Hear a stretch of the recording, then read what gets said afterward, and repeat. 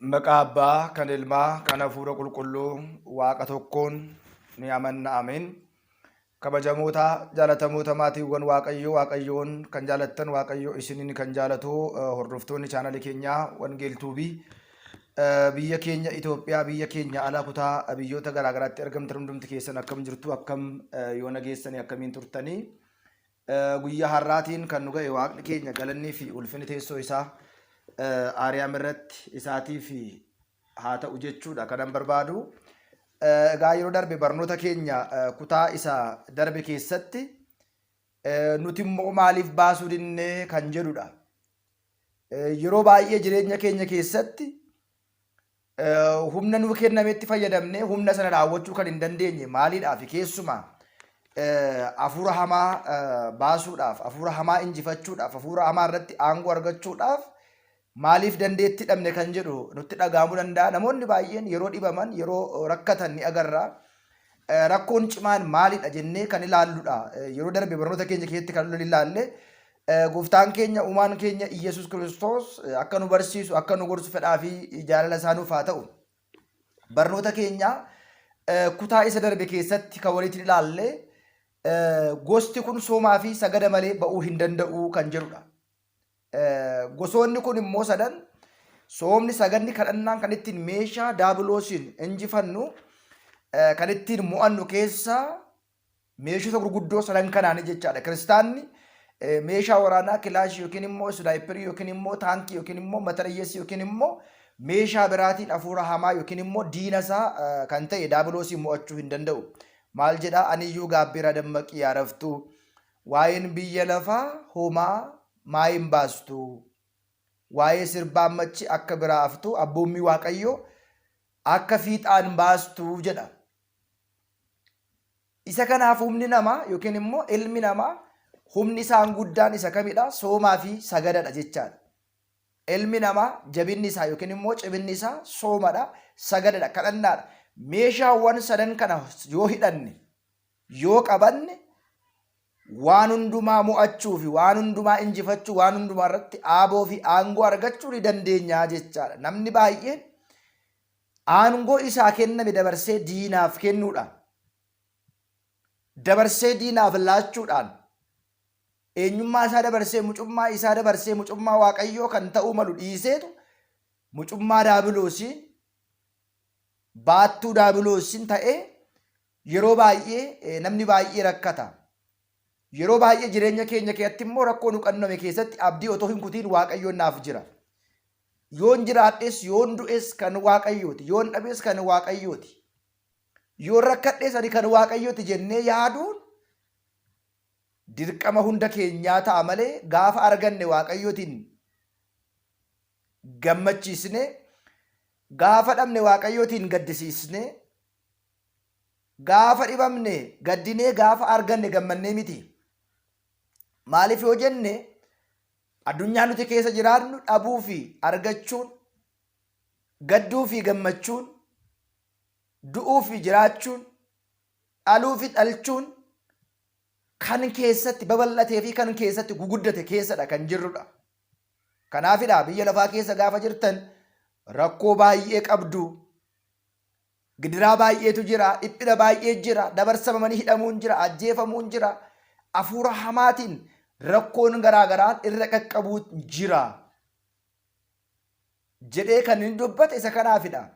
Egaa akkuma beekamu meeqan keenyatu sooma, meeqan keenyatu sagada, meeqan keenyatu kadhata jennee gaafa ilaallu dhuguma dubbachuuf taanaan arjummaa Waaqayyootiin jiraanna malee kadhannaa nuti kadhannuutiin, sooma nuti soomnuutiin, sagada nuti sagannuutiin miti har'a geenyee kan jirru, jiraachaa kan jirru, baanee galaa kan jirru, hojjennee argachaa kan jirru, dhalchinee dhungachaa kan jirru, dhalchinee daa'imaaf horachaa kan jirru arjummaa Waaqayyootiin, dhiifama Waaqayyootiin malee nuti kadhannaas, sagadas, soomas dhiisneerra. Amma yeroo baay'ee maal jedhama nama baay'ee biratti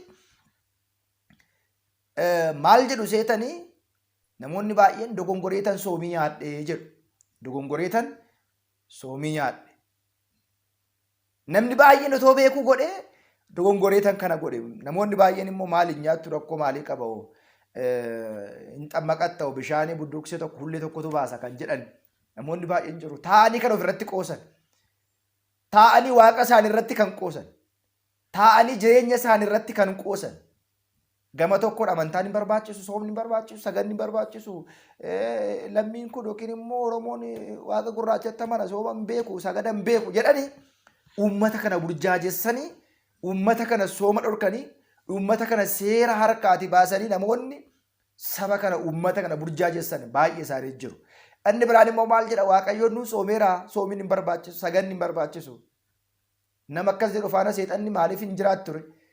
Maaliif aangoo fi aaboo irratti hin argatu ture? Namni baay'een kanaafidha aangoo fi aaboo isaa kenname dabarsee diina isaatiif kenna.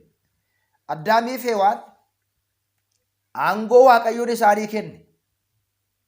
Aaboo Waaqayyoon isaanii kenne dabarsanii seexanaaf kennani. Kana qofaa miti eenyummaa isaanii kan ibsu xalayaa sana barreessaniitu itti laatani. Maaliif ba'aa keessan isiniifan salphisa, cubbuu keessan isiniifan salphisa jedhee daabiloos waan itti mee tureedhaaf xalayaa isaanii barreessanii mallatteessanii walii galtee taasisanii nuti ijoollee kee taadhaa ati immoo abbaa kee taataa itti waamamni keenya kan Waaqayyo otoo hin ta'in kan keeti jedhaniitu walii galtee mallatteessanii seexanatti kennan. Fuudhee lafa isaa hin agarre si'oolii fi gannata keessa awwaale. Waggaan 5,500 gatii ammamii akka isaan baasise hundi keenya ni beekna jechaadha. Inni biraan immoo har'a barsiistonni baay'eedha. Lallabdoonni baay'eedha. Kan lallaban, kan gorsan yuutuubiidhaan, instaagiraamiidhaan, waasaappiidhaan, telegiraamiidhaan, feesbuukiidhaan kallattii garaagaraatiin kan barsiisan jiru. Amma rakkoon keenya yookiin immoo rakkoon kiristaanotaa barachuu otoo hin ta'in, dhaga'uu otoo hin ta'in, qalbeeffachuu fi hojjechuudha. Ittiin jiraachuudha. Tooftaa ittiin hafuura hamaa jalaatii ba'an wallaaluudha. Waaqayyootiin dagachuudha, ofiis dagachuudha. Waaqayyootiin wallaaluudha, ofiis wallaaluudha. Waaqayyootiin irraanfachuudha, ofiis irraanfachuudha. Kaayyoof karoorri uumameef maalidha ani? Waaqayyo koo darraatii maal barbaada? Ani immoo Waaqayyo irraa maalan barbaada? Wanta Waaqayyo irraa barbaadu maal yoom akkamitti guutee argamuu qaba? Wanta immoo narraa eegamu akkamitti guuteen argama? Ani wanta narraa eegamu nan hojjedha. Narraa kan barbaadamu guuteen argama. Waaqayyoon immoo waan naa barbaachisu naa guuta jennee amanuudha malee ofii koodhaa wantan ba'uu qabu, ga'een taphachuu qabu. Gireet reebilaa jedhame Addaamiitiin dhamaatee dafqa kee lolaastee dhamaatee nyaatta buutee baateetu nyaattaa jedhame Addaamiin malee namni silaafis kabajan jaalatu salphina malee. Namni gammachuu hin jaalatu gadda malee.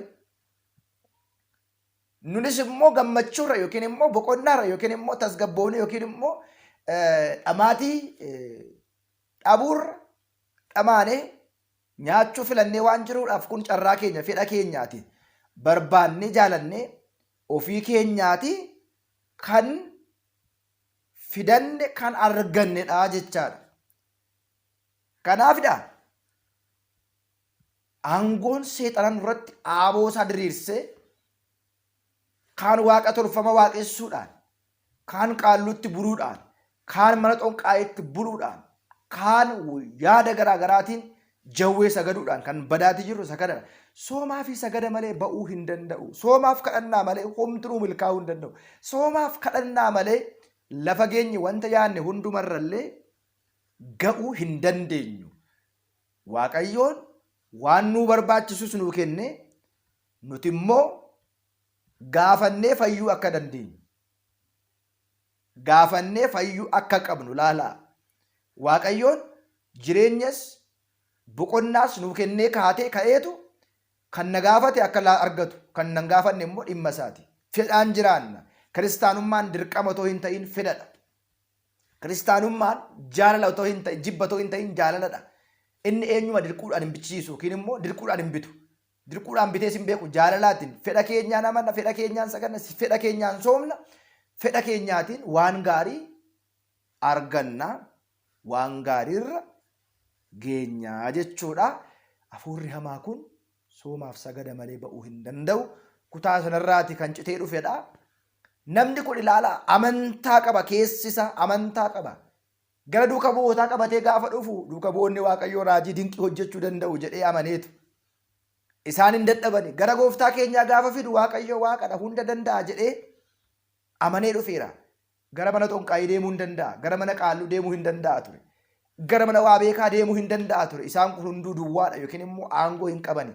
Aaboo hin qabani. Aangoo fi aaboon isaanii Waaqayyo isa nu uumee fi Waaqayyo isa nu jiraachisu qofaadha. Ajjeesuuf jiraachisuus kan danda'u, hidhuus kan danda'u, hiikuus kan danda'u, gammachiisuus kan danda'u, gaddisiisuus kan danda'u, laachuus kan danda'u, harkaa fudhachuus kan danda'u isa qofaadha. Kanaaf gugungumanii maalidha hirrinni keenya, rakkoon keenya maalidha? Maatiiwwan Waaqayyoo rakkoon keenya maalidha? Uniifis hin kadhannee akka kadhannaan keenya nuuf hin milkaane kan nu godhu maalidha? Uniifis hin dhamaanee dhamaatiin keenya faayidaa malee kan hafu maalidha rakkoon keenya? Dhamaatiin keenya maali rakkoon isaa? Maaliifidha dhamaatiin keenya dhamaatii dhabee yookiin immoo faayidaa dhabee kan deddeebinu? Ni hojjenna eebba hin qabnu. Ni hojjenna ni jiraanna ni hojjenna boqonnaa hin qabnu. Ni deddeebina boqonnaa hin qabnu. Hirrinni amantaa keenya rakkoo baay'ee nutti fida. Namni amanu garuu waa hedduu raawwata. Ani kan hojjedhu narraa isa raawwata. Kan amanu immoo ani kan raawwadhu caala raawwachuu danda'a jedhee wangeela irratti himeera. Kan amanu ani kan wanta raawwadhu raawwata. Caalsisee immoo kan na amanu ani kan hojjedhu caalaa na amana. Narraarratti raawwata jedhee Waaqayyoon aangoo kana kenneeraafi. Seexanni immoo Addaamiin dogongorsee erga Addaamiin gannata yookiin immoo Eden keessaa baaseeti Waaqayyoon gaafate anoo gara kaman deema? Carraan koo maalidha? Anoo maaltu na eeggata jedhee seexanni Waaqasaa gaafate. Warra namanne, warra duukaa hin buune, warra hin soomne, warra hin saganne, warra waan gaarii hin feene biti gaggeessi hoogganii akka barbaadde taasisii ittiin jedhe. Aaboon kennameeraa fi aangoon kennameeraa fi seexanaafis aaboo fi aangoo akkamii gaafa jennu warra Waaqayyoo hin amanne irratti, warra Waaqa tolfamaa waaqessu irratti, warra qaalluu waaqessu irratti, warra xonqaayii waaqessu irratti, warra hamaa hojjetu irratti aangoo fi aaboon seexanaa kennameeraa fi Waaqayyo kanarraatiin nu abraaru. Nun garuu aaboo aangoo jiraachuu, aangoo amanuu, aangoo waaqeffachuu, aangoo galata galchuu qabna waan ta'eedhaaf humni diinaa shirri daabiloos nurratti hin hojjetu. Cimuun barbaachisaadha. Rakkina keessattis Waaqayyoon galateeffachuu baruudha. Dhiphina keessattis Waaqayyoon galateeffachuu baruudha. Gidiraa keessattis Waaqayyoon galateeffachuu baruudha. Gaafa dhabnes galata kee, gaafa argannes galata kee, gaafa fayyines galata kee, gaafa dhibamnes galata kee jenne Waaqa kana galata galchine, isa amannee, isa waaqeffannee, isaaf jilbeeffannee, isa sagannee, isa abdannee jiraachuun dirqama kiristaana tokkooti jechaadha. Dirqama kiristaanaa yookiin immoo kiristaanummaati. Isa amanuun, isa waaqeffachuun, isatti buluun dirqamadha. Jilbi hundumtu sagaduu kan qabu Waaqayyo qofaadhaaf, isa qofaadhaaf. Malee qaama biraatiif akka sagannu hin fedhamu, hin barbaadamu. Hafuurri kun sooma malee, sagada malee ba'uu hin danda'u.